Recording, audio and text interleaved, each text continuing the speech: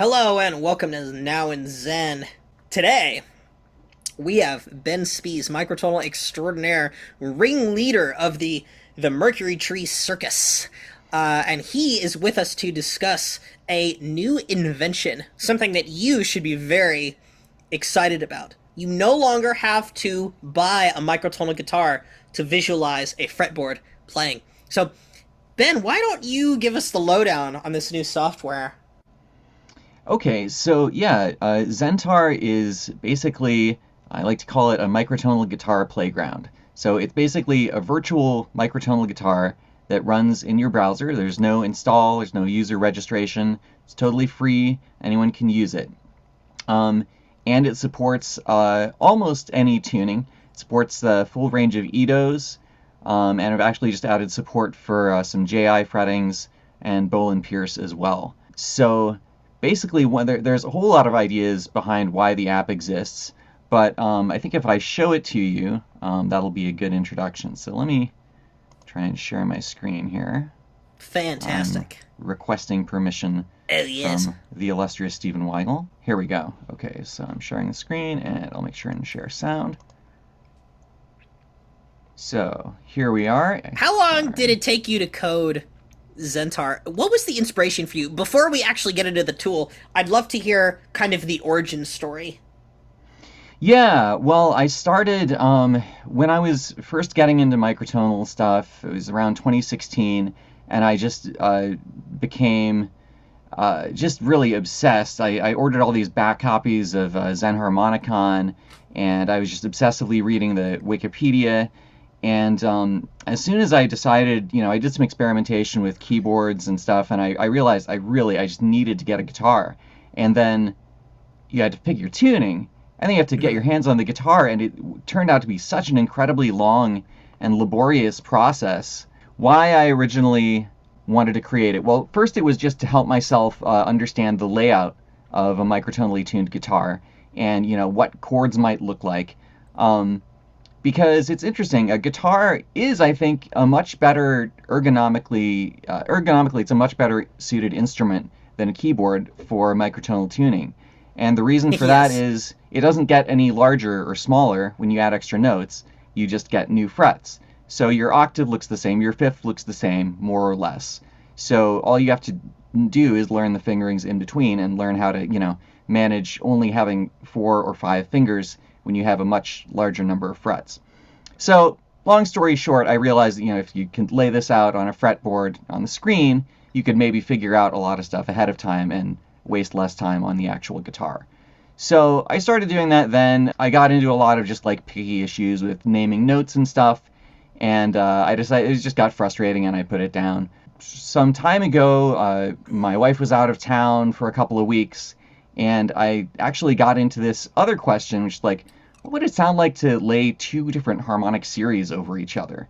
And I was like, this is something I've never really heard anyone explore or have any theory about. So I started building this little tool just to lay out harmonic series in different configurations. And then I realized as that grew that both that was really fun, and I could connect it with the previous work on Zentaur and make it a real app. So I felt really inspired to try and do that, and then it just really took on a life of its own. I only really intended it to be something that showed you different scales and stuff and different tunings, and then I got into adding a little bit of microtonal tab, because actually one of my friends was like, do you know of any microtonal tab apps? Because I use Guitar Pro, it doesn't support it, I can't find anything that supports it. And I was like, oh, well, I don't think there really is anything, but I don't use tab a lot myself.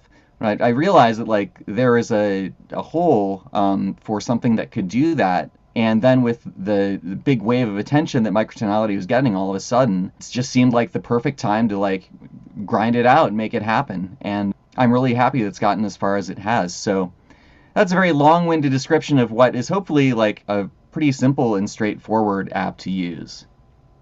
Wow, I am so shocked that it's taken this long to have something like this, and I almost had kind of forgotten about it, because there are a bunch of microtonal tools that should exist, but the demand, isn't there.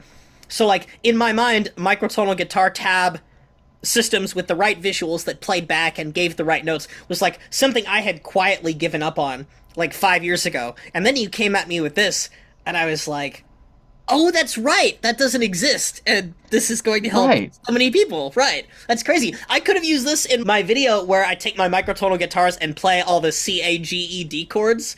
I could have just used this visual thing, but I didn't have it, so I had to make my own pictures. Right, exactly. And oh man, this would have saved me a ton of time. And yeah, I had some other friends. Like I was talking to my friend Jack, who's in an awesome band from the UK called Xen Green Purple. I'll give them a shout out. Super crazy stuff. Awesome. Not microtonal, even though it's super crazy. And I was talking to Jack when we visited him. We went to go see the Cardiac's reunion in London. And he was talking about how interested he was in 19 Ito specifically. And he was like, I don't know how to get a guitar.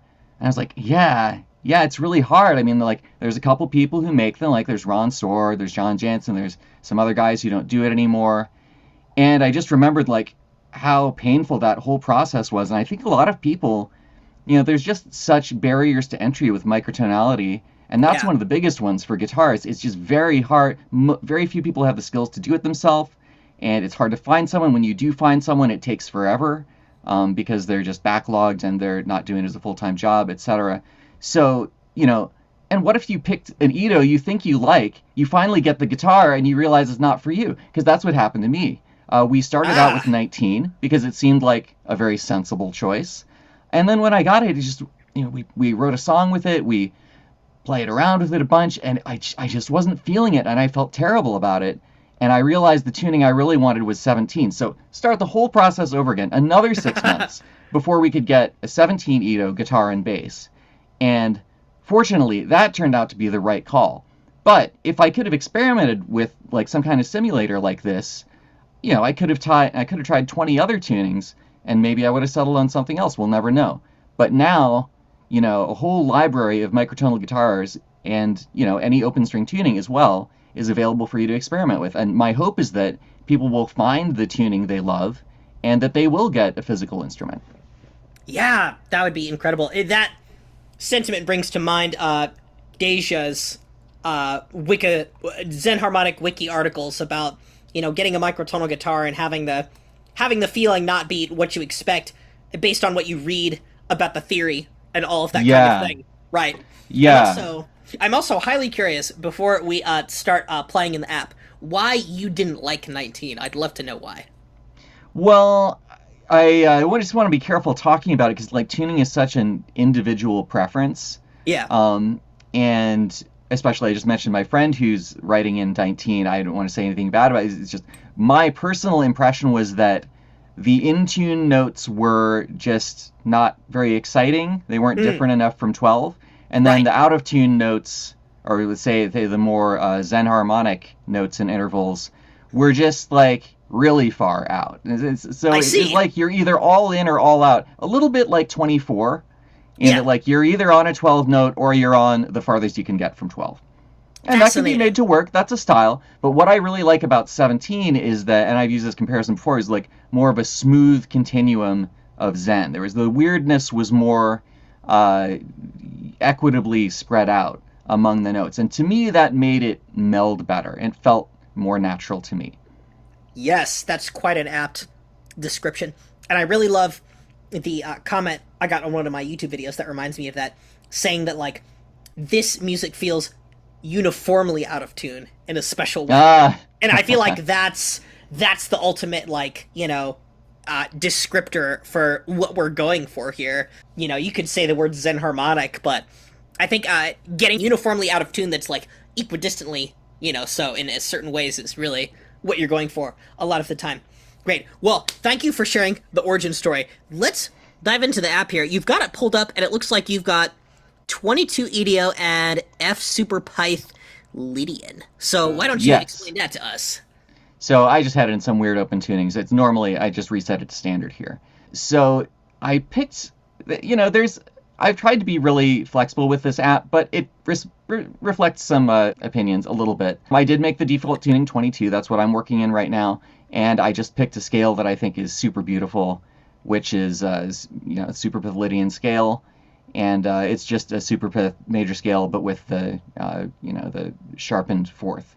So I love Lydian, and this is like more Lydian than Lydian to me. So this to me is a real sort of showcase tuning, and I think anyone who sits down and like plays this scale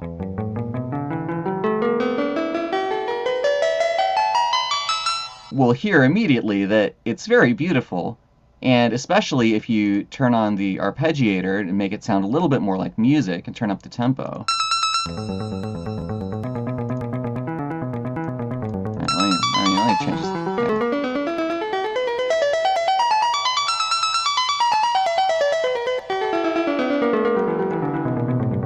Turn on some effects.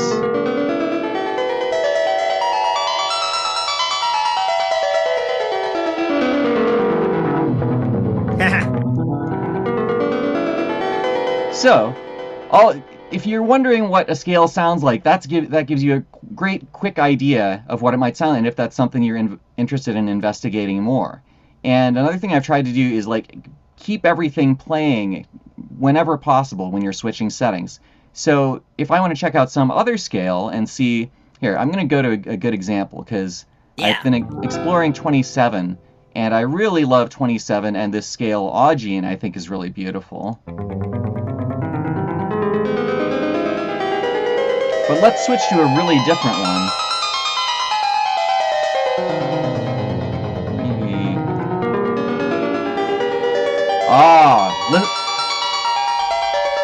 Oh, wow. So already like a diminished seventh with shimmer on each note. It sounds very diminished, yes. So I just got two really cool moods, just like with such instant gratification. Immediately. Yeah, so now there's this whole other list of scales to explore. So you'll notice we've got all of the 27 specific scales in their own section. Then we also offer like all the 12 Ito scales quantized, which of course will sound different, but if you want to know what they sound like, there you go. So wow. You can, and then we've got custom scales for pretty much every tuning. There's a few that aren't supported yet, just because I do try and verify everything that's in there. We've got extremely high Itos like 72. And JI scales that are very in tune if you're into that sort of thing. And this is also actually, 72 is a great one for the harmonic series exploration modes. So we can go to that next. And this is, like I said, this is the kind of the original inspiration of the app, was to play with this. So what I was actually doing at the time was I was using this EHX freeze pedal to play and sustain a note, and then play another note over it and stack them and stack them and stack them. To play the notes in the harmonic series to generate these huge wah. And I was like, how far can I take it? How high up can the harmonics go? So this lays them all out on the fretboard, and as I said, we're in 72. So these are all within, I think, 6 cents or 3 cents of the perfect interval, which is good enough for me. I'm not as picky as everyone. And so what you can see, obviously, there's a few different options for what harmonic you start on. I find it most convenient to start on the 4th harmonic, as far as spacing out all the other notes there. So you can do the same thing, play or arp them, and they'll sound very familiar to you if you're a microtonalist. It's the chord of nature. You can arpeggiate it too. But for understanding how it works, as a big wad of harmony, what's really good is going to a sawtooth. The instrument settings here, and I've added this thinning slider. So because there's so many notes, it's hard to hear them at the same time. So this just gradually takes them out according to different priorities we can talk about. And if you hold the spacebar, you can sustain all the notes. So now we're down to the 4th, 8th, 17th, and 47th harmonic. So that's a small slice of the harmonic series. If I decrease the thinning, we'll bring in more harmonics.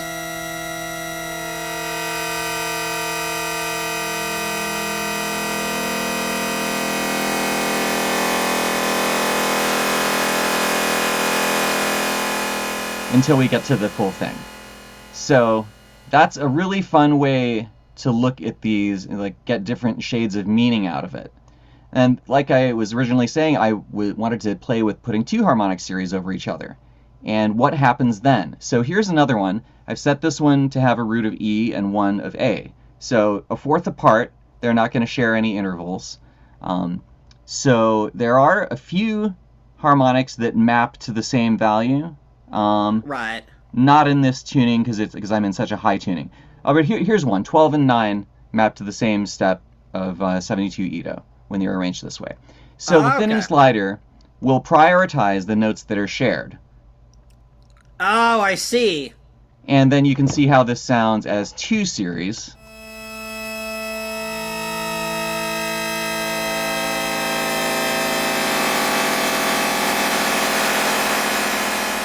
Now maybe that's a bit much with all the notes, but you can find an in-between place where it makes sense. And one thing I've found is really fun is just to put the second harmonic series just a little bit off from the first one. So we'll try just a little bit up from E, just a tiny bit. So it's like a ghost. Oh wow! And you gotta see it's blurred right there. Yeah. So it's almost like a double vision version of the harmonic series.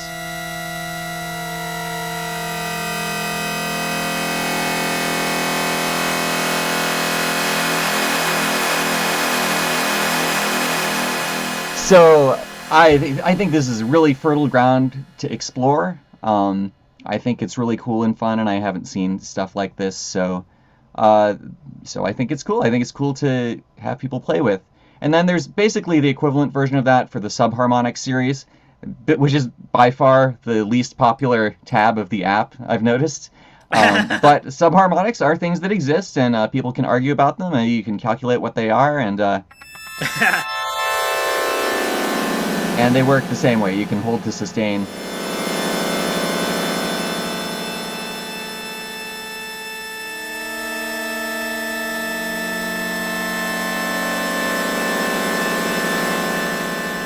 Wow. Yeah.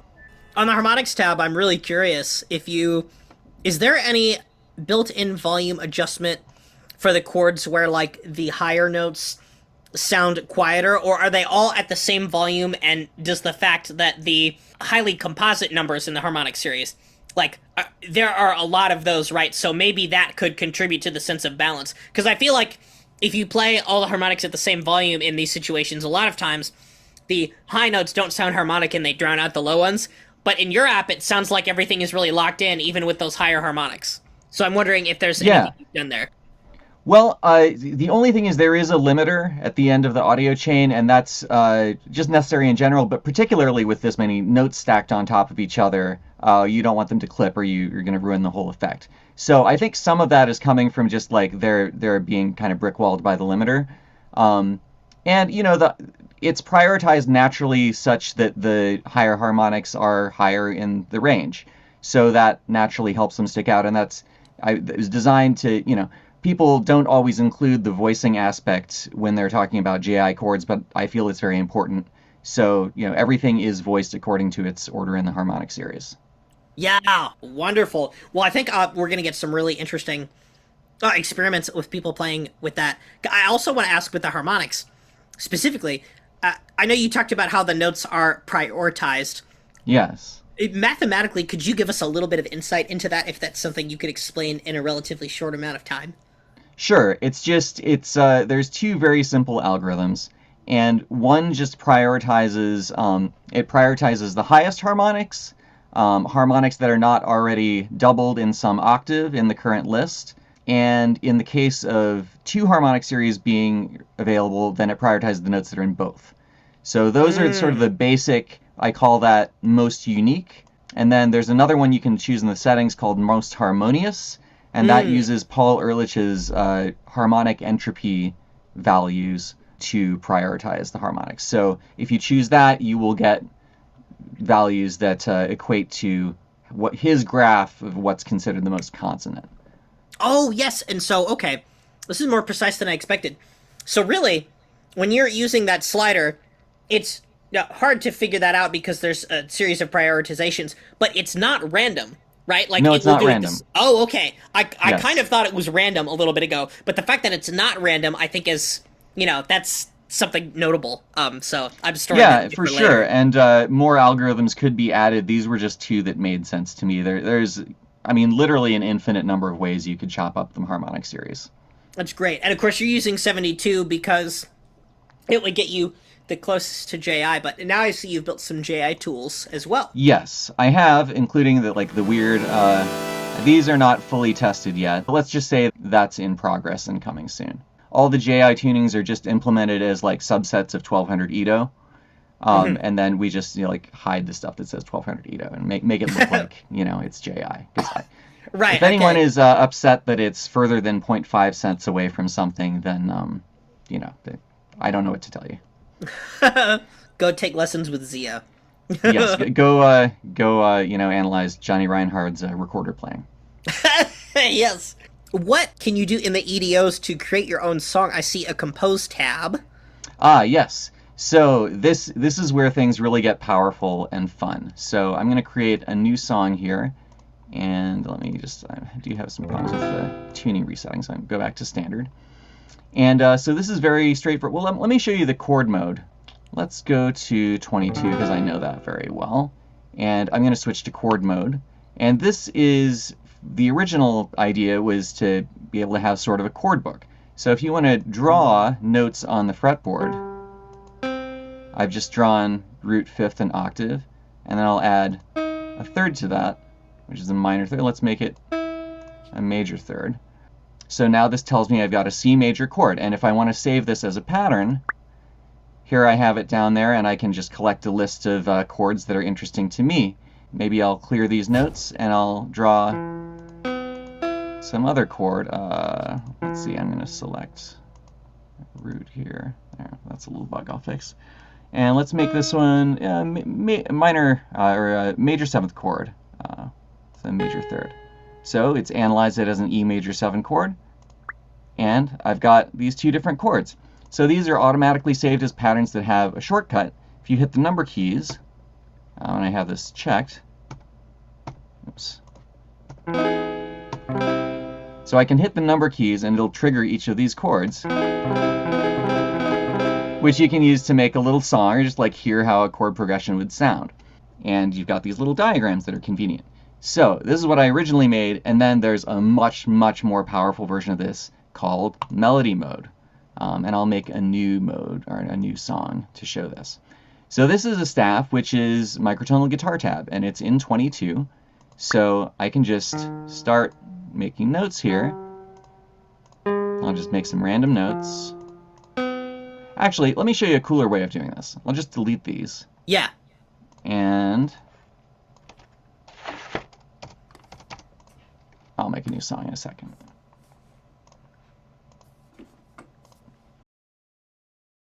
Okay, so I'm in scales, and I'm going to pick something I like.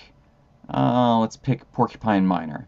Okay, and I'll show you one of the scales features I didn't show you before. I showed you personally, because you're a special man. This is called box it fret. So this is really convenient if you want to play in a certain area of the fretboard. Yeah. So by default, it's near the nut. So these would be like, your kind of cowboy chord position. And if you want to move it higher up, you can just hold the arrow keys, move it up to your desired fret. Let's say I want it to be at the 9th fret. I'll put it there. And now that I've decided let's see how it sounds. Okay, that's a cool sequence of notes. I'm going to use this button that says copy to compose. Hey, look, here's all my notes in compose mode. I'm going to load these onto the fretboard. And now I've got a melody.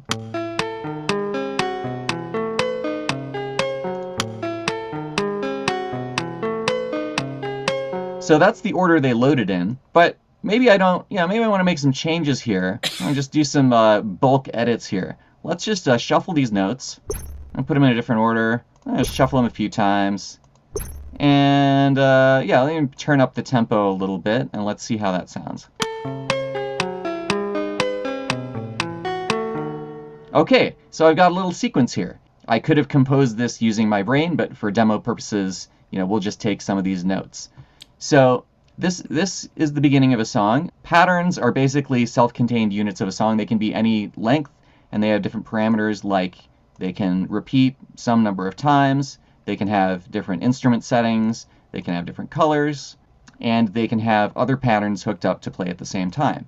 So an example of that is, let's say you want to add a little drum track.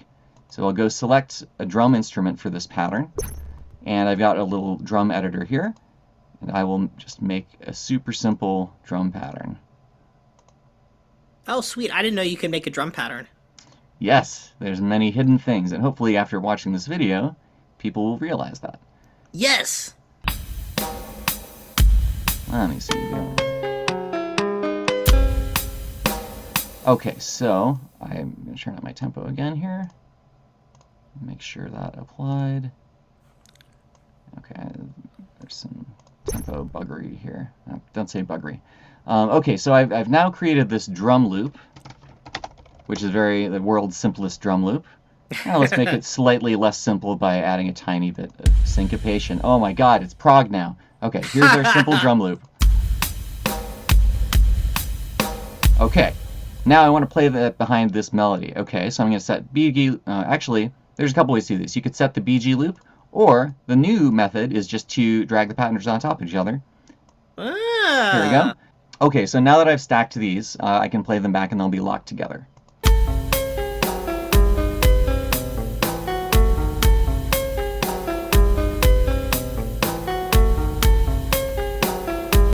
Alright, it's starting to sound a little bit like music, and I could add more layers. I could add a bass part, I could drag that in, or I could add another pattern that comes next in the sequence and have it auto-progress to that. So when you put all that together, you get songs, and songs that you can share. So all of these songs can be shared through the app. I'll call this Song for Steven. Yay! And I'll make this, you can share it publicly and it'll go in the song library. You can share it privately and it'll only be available to people with the link. Or you can use a collab link. So I'll make this a collab just to show that. And I'm Ben. So here it is. I've created a collab link. Yay! And so let's go to the collab link. And I'm going to say, let's say I'll just pretend to be you, Steven. Okay.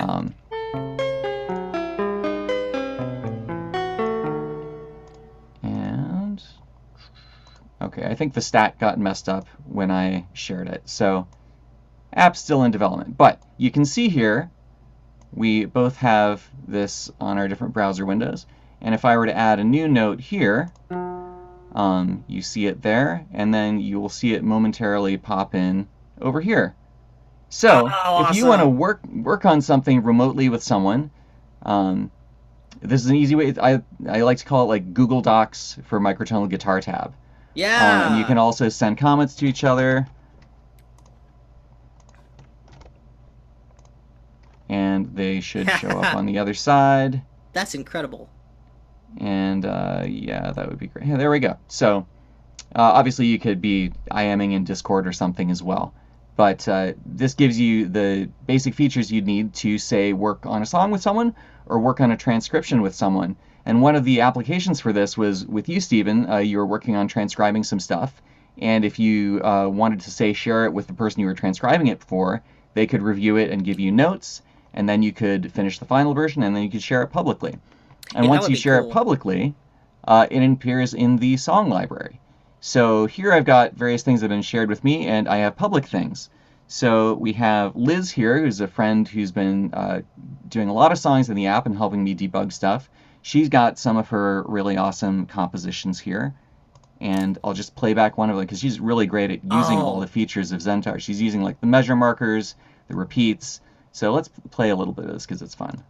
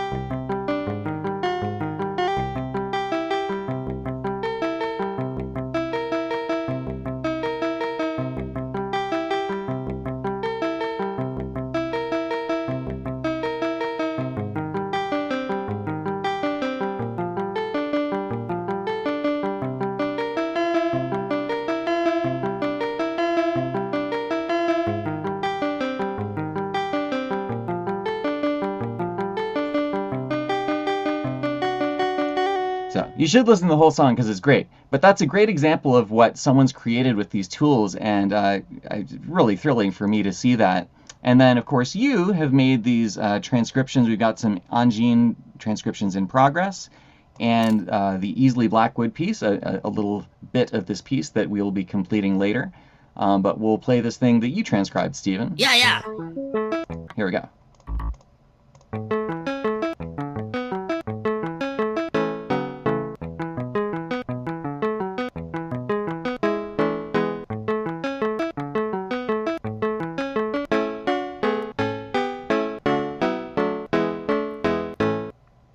It's so simple, but every time I re-listen to it, I'm like, it's so perfectly constructed.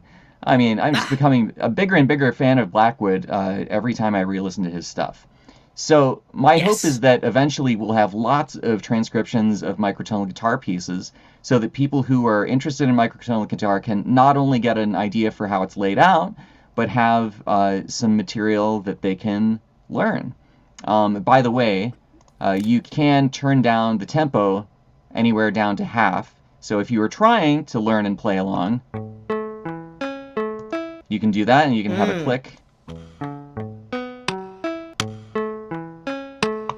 So if you were, you could be a little kid learning this, and it'd be pretty easy to follow.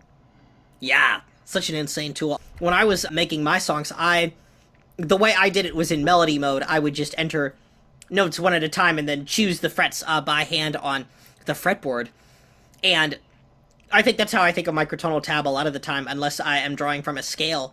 How would you... I'd love to explore some of the tools more whereby you generate a scale and you use that to input melody notes, but it's not generating a string of notes. Is something like that possible? I guess, there are a few things in the interface where, I know that I can generate scales over there, but, generating a specific scale and then having it on the fretboard, to draw from, I think would be really interesting to see. That's a good idea. So, basically, you might be able to select a scale here and then have it displayed sort of ghosted in the background on top, behind the actual notes that you're playing. So then you sort of have a sort of some guideposts, and you can make sure all your notes are in the scale if that's what you choose. That would be pretty easy to add. Is that kind of what you had in mind? Yeah, I would think so. Or I guess when you add those, or you could even maybe click notes that exist on the fretboard, and they could appear in melody mode, as a connection. You could use the fretboard to select them instead of finding the fret number for everything, because visually you can do that. Right. Well, you already can click and enter notes like that, and they do appear on the melody staff. But in terms of having a scale shown in the background, and you can click into that I think that's the new idea that I could consider. Yeah. Very cool. I love it. That's nice. How does when a lot of the questions that I have mostly come from my experience of putting things in. Now, of course, with the Angine de Poitrine songs, I think what's really cool about that is I didn't know about a lot of the looping features that you've been talking about and updating with. So I'm eager to go into those songs and add maybe some of the drum parts that I have and some of the other refinements I have to some of them. One sort of pattern, so to speak, of setting it up is to just have a dummy pattern here that's set to end the song. So I've set this to song end. I'll just call it the end. Or END, maybe. So the sequence will not progress past this point when you do playback, okay? So this means any patterns I create after here will not be triggered by the sequence, but they could be triggered as background patterns. So let's say I put my drum loop back here. It's never going to play by itself. Oh. And then I can set this to have the drum loop as a BG loop. Got this looping stuff in at the last minute, and part of the reason was to support your Angine transcriptions. Oh, yes. And I'll definitely be doing something there, yeah.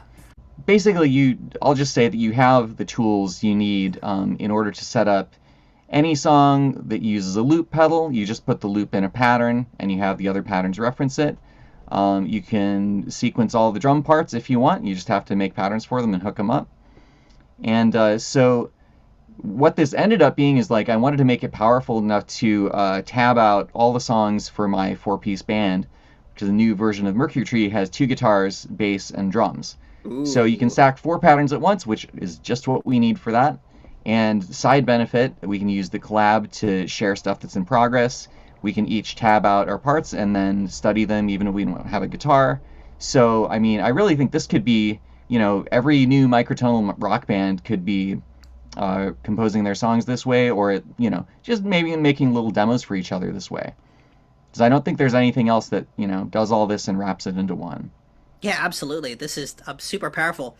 I also noticed when you had Porcupine Minor and you looped it with the basic drum beat, that it looped with the values of time that you had continuously and didn't reline them up again. So essentially, That's right. you created a polymeter, and it tends to be hard to create those, I think, in notation software. So that's another really interesting benefit of this. And when I think of something like Tied to the Spine by Mercury Tree, I'm like, oh, this is perfect for that because you could just line them up that way for the effect. Yeah, I'm so glad you mentioned that because that's sort of a side benefit. I love cycling rhythms, polyrhythms, microrhythms, and even though that's not the main focus of this app, I did one of the sort of opinionated things I was talking about is I haven't put in time signatures because I think on this level of pattern editing, you don't really need them. You can draw measure lines if you want the click to reset. But I definitely wanted to allow you to stack 4 patterns that all had even different tempos if you want. Yeah. And then you can just very easily see how they cycle against each other, which is such a rich avenue. It's just an instant idea generator. It instantly, you get so much more music out of it. You put together a few small parts that are simple, but all with a different length. And somehow what comes out of that is just like endlessly pleasing to the ear. So I love doing that, and I hope people will experiment with that. Very cool. It's quite the informed, deliberate choice. That's great. I also never asked you about the color coding, but I noticed that like when I'm editing some of the songs that there are orange notes and there are blue notes. So what do those represent? Well, that's something that is useful to me, and that's maybe, again, sort of one of the personal quirks that I put in there. So the yellow represents the root note, because whenever I'm playing a part, I'm always thinking about what the root note is, and where are we starting from it? Are we getting back to it? So for me, it's a really good visual anchor. So here you can set a root note. By default, the root is just the lowest note in any pattern, and often that will be correct. If it's not correct, you can manually select a different root, and it will adjust all the coloring and intervals. So knowing the root allows you to instantly tell what the intervals are of the other notes on the fretboard. A very useful thing to know. But if you don't want a root and you don't want the root coloring, you can just select none, and then it will just display the fret numbers instead of intervals. Ah, I see, yes. And of course, the naming of intervals is really cumbersome. I don't envy you having to go through all of those chord names and try and figure out what some of the best ones are, because that's another thing that people argue endlessly about for relatively good reasons, I would say. But yes, and as you can see, the chords, so I came up with some abbreviations to make them less overwhelming, like E13 all, it's literally got every note there is, except the ones that are specifically listed. And it's pretty ridiculous to try and come up with a chord name for the harmonic series. However, when they get simpler, then they do collapse into names that make more sense. And so at some point, if it's not useful, don't worry about it. If it is useful, then great. Yeah, absolutely. As long as you're putting a consistent name with something. Yes. It makes me almost think that, I don't know if I would use this, but it might even be interesting to have a third color or something for some other function. But I think then you're getting down a rabbit hole into assigning colors for a bunch of different notes, but really just having the root note. I mean, that seems like a useful function to me. I don't know if my Angine songs correctly have the root. Interestingly, Sarniezz, with that little slide of let's go play that since we're here and we've got it. This is because I think this is a great example of where the visualization really helps you make sense of the music and how it's constructed. So let's just play that really quick. Let's do it. Oops, I have the tempo slowed down. It's usually much faster. Yes. Oh, that's not the right thing. Here we go. Okay.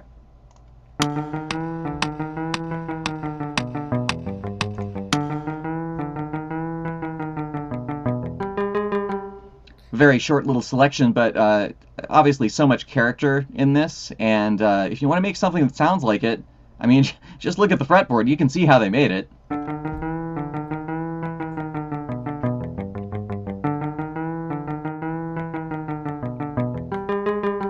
There you go, microtonal hook.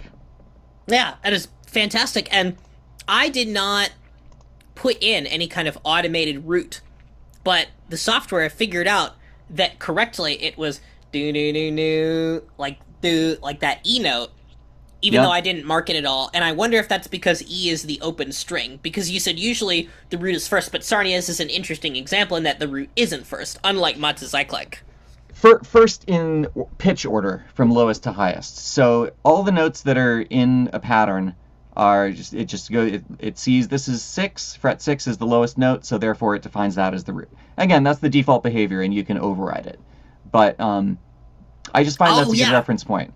Yeah, I need to override that behavior then, actually, because then microtonal's root is that 10 there as the first note. You get into these... Sarniezz? Yeah. It should be the root note should be the 14 there, actually, like the 5th note. So I can definitely override that. But yeah, it's so cool seeing the spots they go to in the fretboard too. I think for anyone who watches the video and sees like where their hands are, you can match the visuals up. I'm imagining several people who could benefit from this who have asked me about it, and I have to be like, I don't know, I just transcribed the notes. But now that I put some of these in, I've had to consider the fretboard a lot more. So that's a pretty cool thing as well. But yeah, cool, neat stuff. I love it. Yeah, this is just so useful. You know, obviously, notation can be challenging for guitarists because you have to decide where on the neck to play a note, and that can slow you down a lot if you aren't a huge expert. So, you know, this makes it a lot easier, in my opinion. Absolutely. I also had another idea. I don't know if this is something you'd consider implementing, or even if people would consider it useful. I think people would specifically like it for microtonal songs that end up, like, legitimately in popular culture that use 24-tone equal temperament. That's the easiest one, since you do 12 times 2. Angine de Poitrine and King Giz are the prime examples of that. Of course. A lot of people who I've seen do tab on that, if they put in microtonal notes, will use decimals, like such and such 0.5, referencing a 12-tone guitar. And I've seen that in a few circumstances. I wonder if that's something that would be useful at all. I mean, I definitely am not used to like a quarter tone neck, and so with the Angine de Poitrine tabs, I'm just like, oh, I'm in this spot, and it's like 4 away, and that kind of thing. But I couldn't tell you like offhand like what fret 10 is, but then I just remember I have to double it, so it's 5 half steps up, so that's a 4th. So right. You know, that kind of thing. So I don't think it would be that hard to navigate, but at the same time, I see how like there are certain people who would engage with this if maybe that was there. I don't know. Yeah, and that's that sort of option, that stuff goes in the advanced nerd settings, because there's so many little things you could tweak. And one thing we're going to have really soon is ability to export sequences to MIDI. So that's sort of along the lines of what you're saying. I'm sure it would be easy to convert the fret numbers to like decimal points of 12 if someone really wanted that. And I'm very responsive. If someone's actually using the app and they want something, I'm going to try and give it to them. I mean, like I said with Liz, she's came up with so many requests for the staff editor. It ended up becoming so powerful just because someone was using it to input some complicated songs. Yeah. So long story short, if there's demand for something, I'll add it. That's incredible. It's an incredible promise. And thank you so much for making this. I mean, this is really blowing everything wide open, I think, in a positive way. Another song that I was really interested to see was the demo song that you made as the creator, which shows off a lot of features that I didn't know existed. Like your vibrato and things like that with a visual and stuff like that. I'd love to hear anything extra you added to this. Sure. Yeah, there's a few things. So I used some of the morph abilities to change some of the effect settings to really simple app. This is nothing that would impress someone with a DAW, but it's cool that you can do it in a web app. So just a little like filter sweep and then some delay. And we didn't even go over the harmonizer. The harmonizer is really cool. But I'll play a little bit of this song and then we can look at that.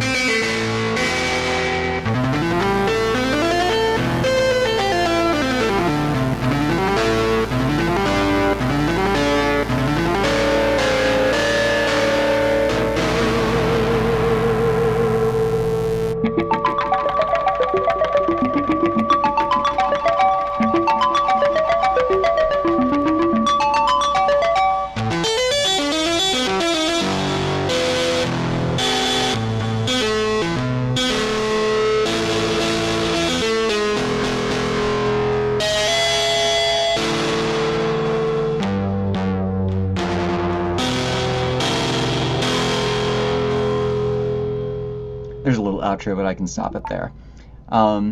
This is before I added the multi-track stuff, so this uses various tricks to add some extra layers. But now I could go back to it. I could add like full bass and drums and all that stuff. Wow. So this is basically just to, it's not an amazing piece in and of itself, but it should give people an idea, like, what's possible within this system. Yeah. Do you get the vibrato by going into the melody and like on each individual note, like yes. Looking at the... Yeah, okay, great. So let me make that a little longer so you can hear it.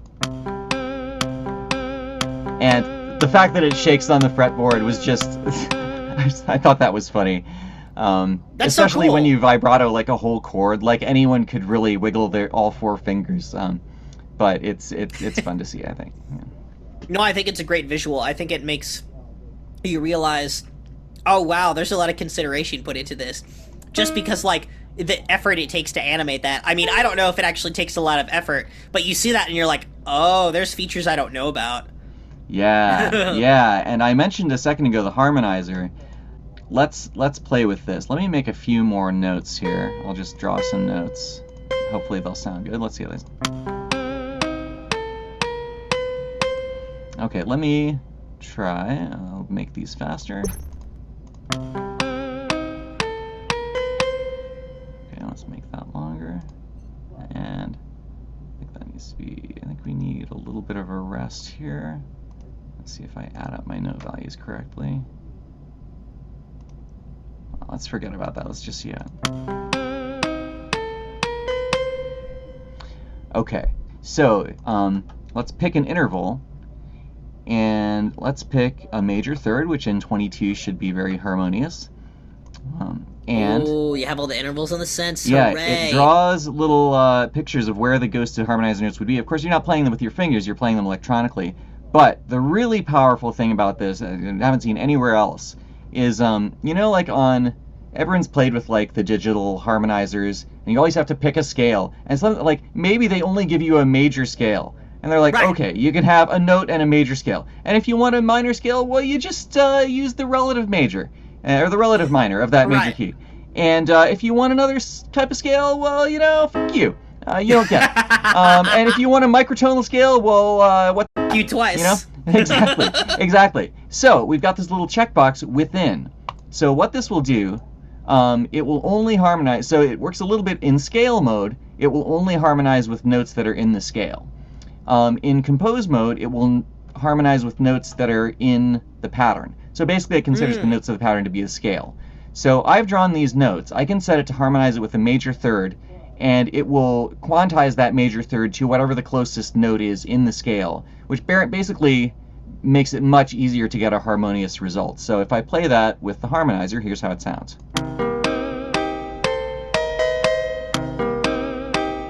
I can try some other intervals. Try maybe a major sixth. Oh.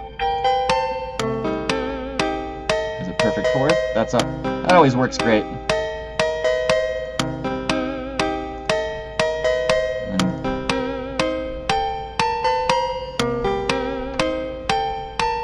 So that's another thing you can do that just instantly opens things up. Gives you new ideas, lets you hear how harmonies sound in a scale. Let's try it in one of these funny scales. Like I said, I've been really into 27. This is so cool. I'm really, I don't want to ask too much about this because it would take so much time, but I'm really, from a mathematical perspective, I'm quite curious about, how it handles certain irregularities. Like how in Porcupine 7, you can just spell 7 triads and turn them into Roman numerals like in normal music theory. But if you add the 8th note, all of a sudden you have to, reconsider what a third is because of that extra note and how it's added in. And your scale that you put in there gives me that vibe because it's got a little microtonal distance at the top. Right. Well, the way the harmonizer works internally is very simple. So it looks for the interval that is the direct interval that you selected, and then it just picks the closest note in the scale to where that is. So, just like in a standard harmonizer, sometimes your thirds will turn to fourths, or your major third will turn to a minor third, depending on where you are in the scale. So that's expected. I'm wondering if, in the harmonizer, the decisions that are made are likely, my guess is, they're not random, like the thinning earlier. Yeah. Is there a way to render those decisions on the staff? Like, if you would like to see them as written tab. That's a good idea, because like we do on the fretboard, we show the sort of the ghost note, the ghost of the harmonized note. There, we could also show it on the fretboard as well, as long as it's clearly distinguished that it's not an editable note. But yeah, that's a good idea. That's a good idea. And if you wanted to be, people who are virtuosos and wanted to like play these harmonies live could then learn, what they are, and they could make them into real notes. Yeah. Because unfortunately, I would love to have, a guitar pedal that actually did this harmonizer effect. Oh, wow. But it would be quite a tall order because it would need to do microtonal live pitch detection. So maybe at some point the DSP will be there to do that. Yeah, that would be incredible. That's fantastic. Well, Ben, thanks so much for showing us Zentaur. I know I personally am planning to use it as much as I can. I'm definitely going to try and... with the Angine de Poitrine songs, I don't think I'll make them go all the way through. But I definitely don't intend to have them be, like, just at the length of playing, like, one small riff, like a person on Instagram would do, and, like, that's it, and that's, like, 10 seconds. Right. I definitely want to do more with that. And I also want to put some other really interesting songs in here. It reminds me of a song that I wrote a really long time ago that used 20 tone equal temperament and 16 tone equal temperament, but multiplied them both by 2, which is unfinished, and I still plan on releasing. So it ended up being in 32 and 40 tone equal temperament. And there was a 16 tone guitar part that I never got to play. I'd love to render it on Zentaur and see the visuals there and like see what I could be doing. Absolutely. It's a great stepping stone to that. And I mean, let's face it, most of us are not going to have 50 microtonal guitars in our lives. Right. But we can find the ones we really want and get those. So I hope this will get more people playing microtonal guitar, and just like more people, like I said, there's a lot of big barriers, and if we can like take down those barriers somewhat and just make people realize like how much fun it is. Yeah. Gosh. They're intimidated by the math, they're intimidated by the equipment, they're intimidated by the theory, but it's all about the sound. And as I've told you, I'm such a big fan of Ivar Derrig, and he said the sound is everything. The math doesn't mean anything until you can feel it, you can hear it, and you can play it. So I want to get people doing all of those things. Based in Xen Harmonic on Now in Xen. Fantastic. I'm sure that there are a lot of people, too, who are microtonalists who don't know about this yet, who they see this, and there will be a bunch of things that they can think of that they would like to see. So I'm hoping that we get a lot of people using it. But yeah, Me thanks. too. Yeah, and in the song library, I hope to eventually have, like, basically, ideally, I'd love to have, like, all the great classic pieces of microtonal guitar, like Brendan Burns' best pieces. I mean, there's not a lot of repertoire from people like Easley Blackwood, but all that stuff should be in there because we don't really have, like, there is sort of a microtonal canon, but it's not really collected and institutionalized in a way where people can say, oh, if I'm going to play microtonal guitar, I absolutely have to be able to play like, like every shredder needs to know how to play Eruption by Eddie Van Halen. Right. I'd like it to be the same, with microtonal stuff. Yeah. I'm writing down people who I should tell about this. Some people want a piano roll, if you can believe it, so may add that as an option at some point. Yeah. Oh, you've talked about this with Ron Sword a little bit, but you could even create your own scale charts by boxing things at fret and moving them down, and I think that's so useful because I can't count how many times I've like got a microtonal guitar and I'm trying to play a scale and I have to like think of what it is on the next fret and keep thinking of it and then memorize that, and then like I forget and I have to try again. And it's so nice to be able to have a tool to be like, okay, now I want to know what Blackwood 10 is on this guitar. Bam, Blackwood 10, and I just like see it right there and just play it. Yeah, exactly. I spent so much time, like, when I was learning, like, scrolling through, scales on the Xen Wiki. What's this, Orwell 6? Well, what does that sound like? How do I figure out even what the notes are? Right. If I figure out what the Edo steps are, then do I have the guitar to play it on? And this just, like, bypasses all of that. You can find out in 5 seconds what it sounds like, and maybe you think it sounds terrible, so you don't waste your time with it. Right, Or maybe you think it's great, and you write the next, Fabian K with it. Yeah, man. Absolutely. There's so much that's been made without any microtonal consideration at all, unfortunately. And Right. a lot of people have made cool microtonal tools. They tend to be focused on keyboard, Yeah. and so that's why I think this is, a little bit special, hopefully. And I hope it's Yes. fun and easy to use. And trying to keep it from getting cluttered or getting intimidating, and hopefully it's not that. Yes. Thank you so much, Ben. If people Yeah, wanted thank you for to, all your help building it. yeah, yeah. If people wanted to talk to you about Zentaur, where would be the best place for them to reach you? Probably easiest to look me up on Facebook, Ben Spies. I also have a feedback link in the app, although people don't really use it. Probably just easiest to find me on Facebook. Okay. Cool. Well, thanks so much. Looking forward to editing this into an episode, and looking forward to seeing what kind of new stuff the Mercury Tree comes up with too, and that's iteration that you hinted at earlier. Oh yeah, we're working real hard, and can't wait to share the stuff in the near future. Can I ask what tuning you're using in your new adventures? Oh yeah, we've made a huge transition. We previously made Spider Milk and Self Similar in mostly 17 Ito and some multiples of 17. So we have now moved to 22. All the new stuff is written in 22, and we've actually, as I was telling you with Dreamwalking, we've converted some of those old songs from 17 to 22. Some of them did not work at all. Some of them worked amazingly, and I think are even better in the new tuning. So that's a whole other fascinating experience that we can talk about sometime, because you got a whole universe of sounds just in microtonal composition to begin with, and then when you start like changing the tunings of things, like sometimes it's just horrible, but sometimes it's really surprisingly good. So just Fascinating. one of many more cool things you can do for fun. I love it. Wow. That's probably almost never happened in such a radical Zen harmonic way in history before. Just that kind of shift between two tuning systems wholesale in a band.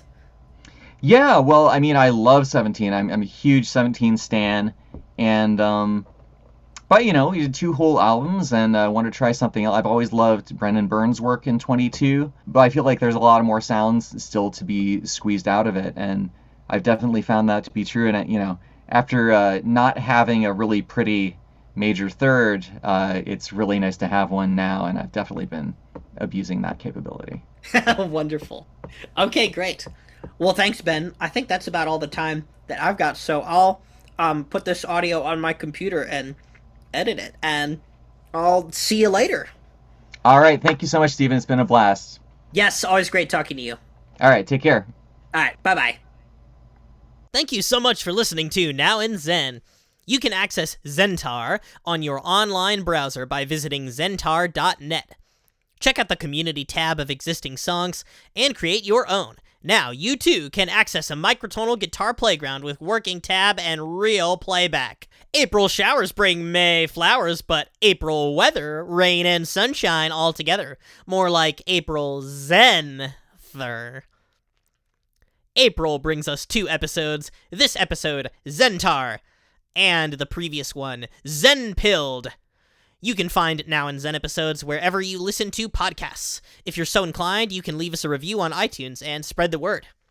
And of course, as always, if you're so inclined, you can head on over to Patreon, where several supporters of the podcast receive perks, such as exclusive updates, transcriptions, and of course, bonus episodes. Zen Harmonic patrons get these rewards, and our Zen Harmonic gods, the highest tier, also get their names read. Thanks to our Zen Harmonic patrons, as well as our Zen Harmonic gods, Jacob G., Peter Young, Jundai Bates Kobashigawa, Naren Rattan, Matthew Sheeran, Hector McGuffin, Leland O. Weigel, Amy Coleman, Joe Weigel, and Tina Harmon Carto.